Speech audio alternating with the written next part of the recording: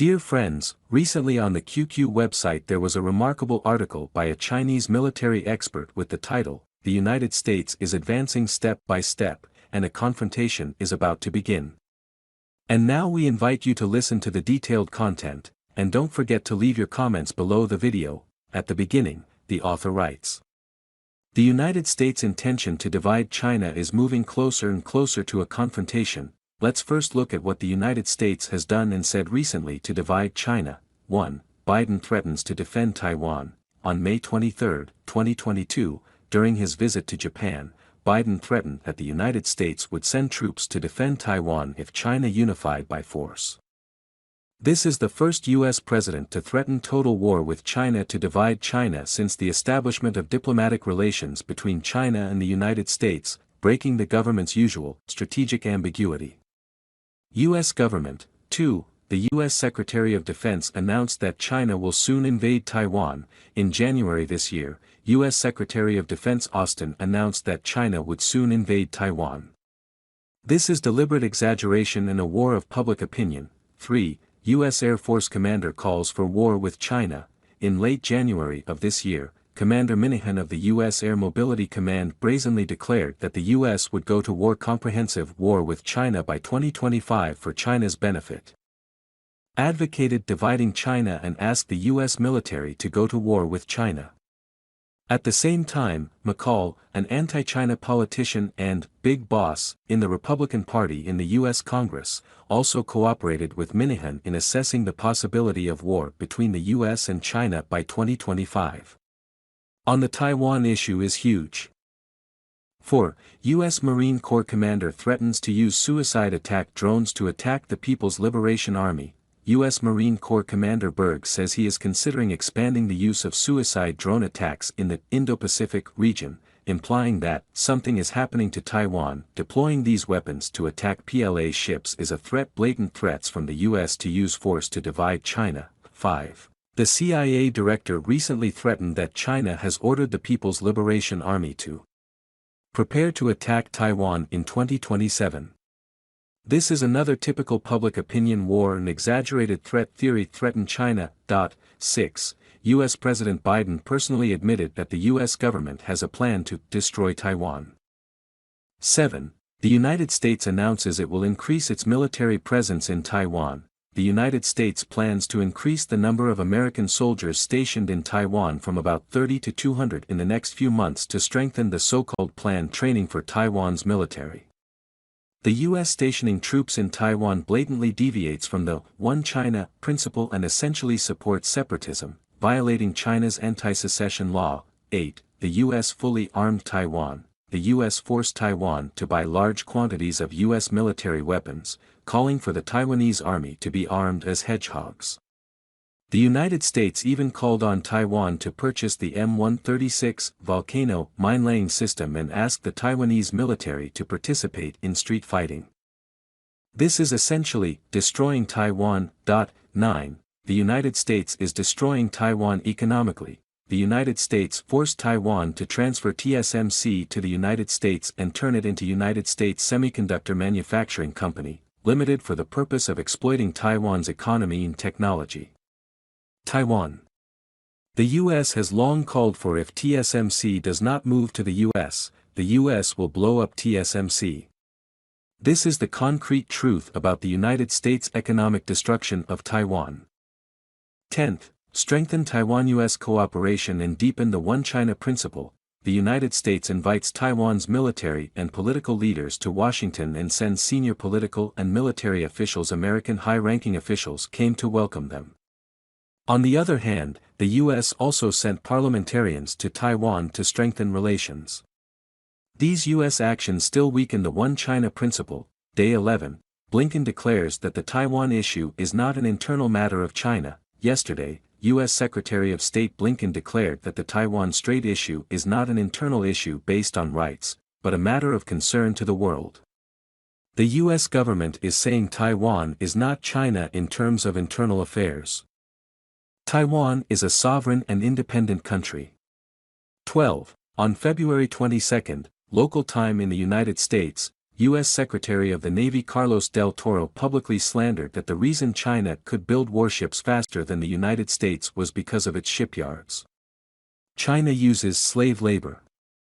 This is another smear campaign. A comprehensive analysis of the above 12 U.S. actions against China is aimed at carrying out the so-called Ukrainization of Taiwan and permanently dividing China. Faced with increasing U.S. pressure, China finally opened fire and launched an absolute counterattack. 1. February 20, China's Ministry of Foreign Affairs released the report, U.S. Hegemony, Bullying and Harm.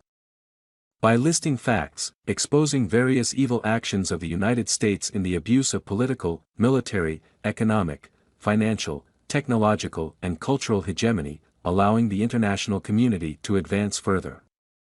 We should clearly see the serious harm caused by the actions of the United States to world peace and stability and to the livelihoods and well-being of people in all countries. The report points out, after the United States became the world's leading power through 2 world wars and the Cold War, the country became more immoral, blatantly interfering in the internal affairs of other countries. Others seek hegemony, maintain hegemony, abuse hegemony, and participate in subversion. Invading and causing war anytime, anywhere, causing harm to the international community. The United States is accustomed to launching color revolutions, inciting regional disputes, and even directly waging wars under the guise of democracy, freedom, and human rights. The United States adhered to the Cold War mentality, engaging in group politics and instigating confrontation. The United States generalizes national security, abuses export controls, and imposes unilateral sanctions. The United States uses international law and international norms when they are consistent and waives or repeals them when they are inconsistent. Laws and regulations. The United States has long used the banner of so-called democracy and human rights in its efforts to shape other countries and the world order in accordance with its values and political system, the report emphasizes. American history is filled with violence and expansion. American military hegemony has led to tragedy for humanity. U.S. economic and financial hegemony has been transformed into a geopolitical weapon. The United States has conducted monopoly repression and technology blockade in the high-tech sector, hindering the economic and technological development of other countries. The report American Hegemony, Bullying and its harmful effects actually only summarizes the state of American hegemony, and bullying, but the U.S. government immediately became hysterical.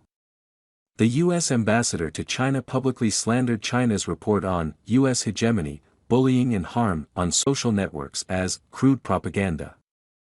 Here is an episode. The Chinese embassy in the United States sent an email report on U.S. hegemony, bullying and its harmful effects to many American journalists. As a result, some American journalists has completely broken the defense. This reporter, the foreign affairs columnist for the Washington Post, immediately shouted on social networks, "The U.S. has done many bad things in the past, but who has China to criticize the U.S.?"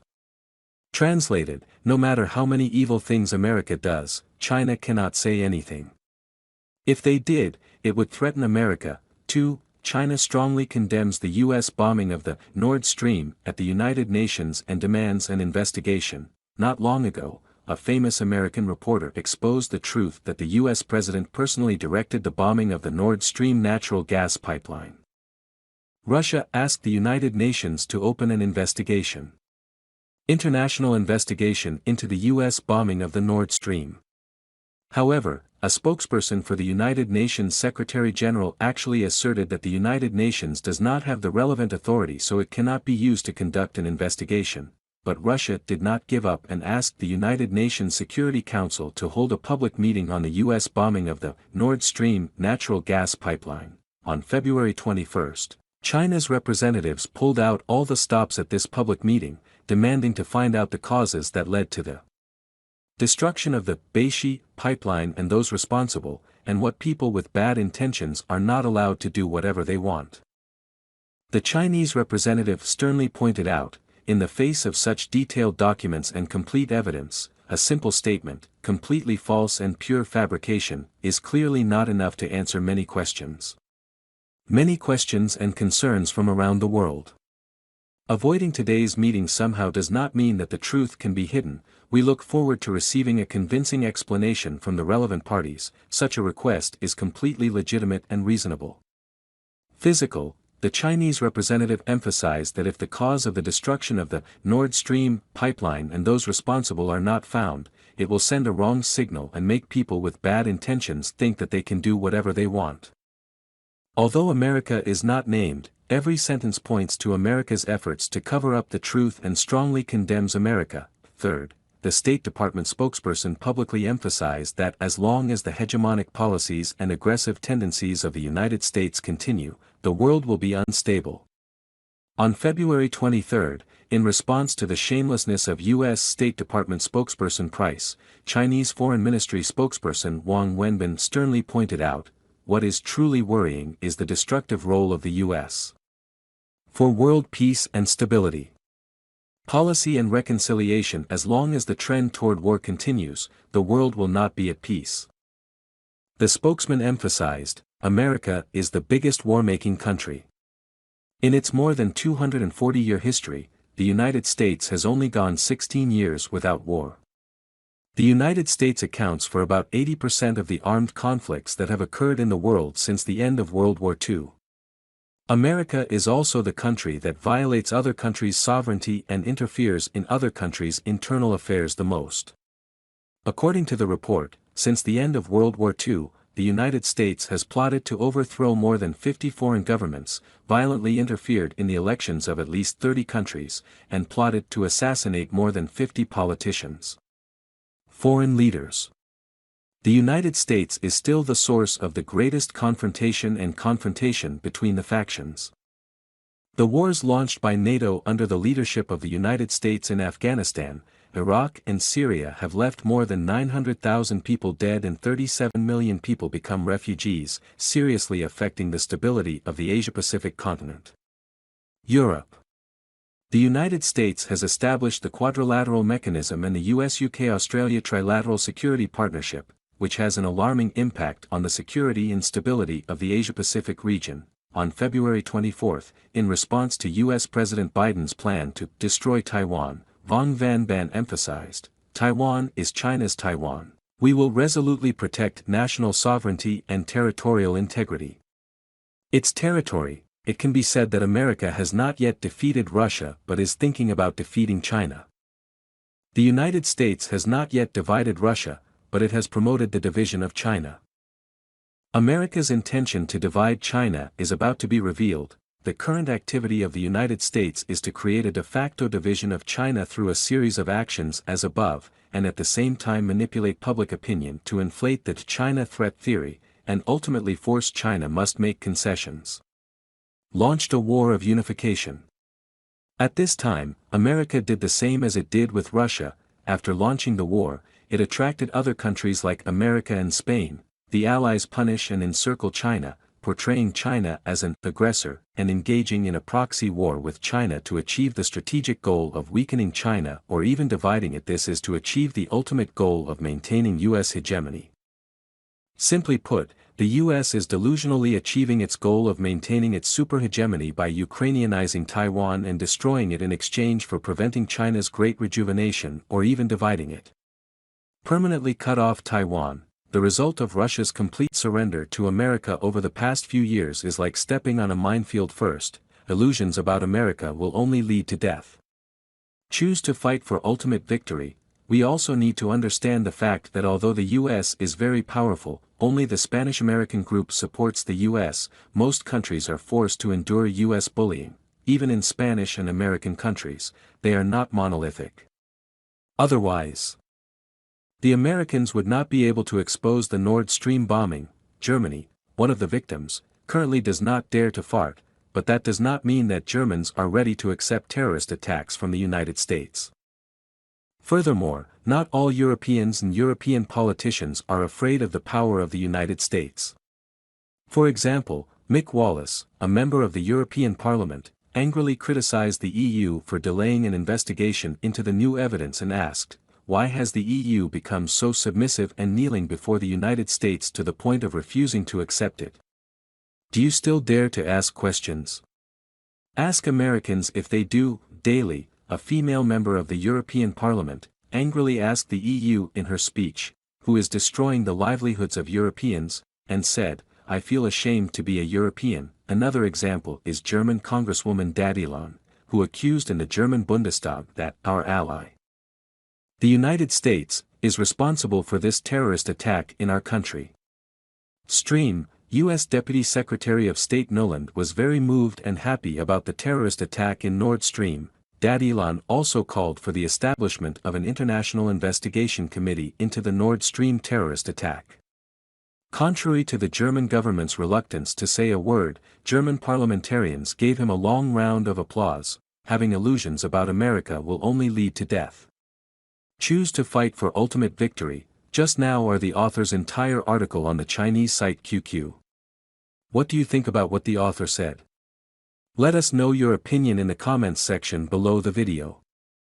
Don't forget to like and subscribe to the channel so we have more motivation to make similar videos. Goodbye, see you again.